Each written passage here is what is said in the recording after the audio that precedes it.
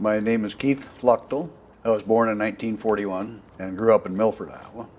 Our job would be to coordinate strike missions and then direct strike missions from our light airplane. And then it would be your responsibility as a forward air controller then to take control of the fighter elements as they would come in, and then kind of be their air traffic controller, if you will, and direct them onto the target. Some of the things that were most significant in my contribution to the effort, I think, were things that I didn't do.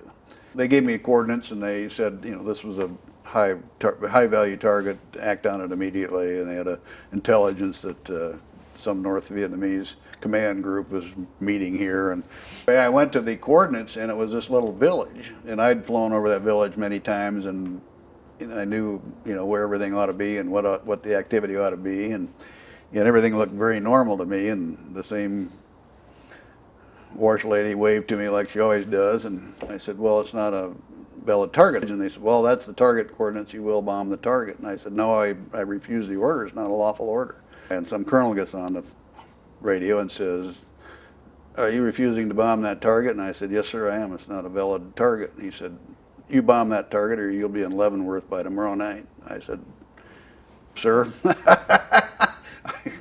I'm sorry, but I'm not going to bomb the target, sir.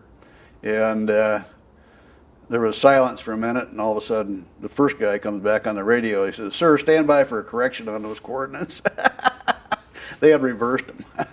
But if you had troops in contact, then it was all out. There was a time when I came upon an outfit that had been ambushed.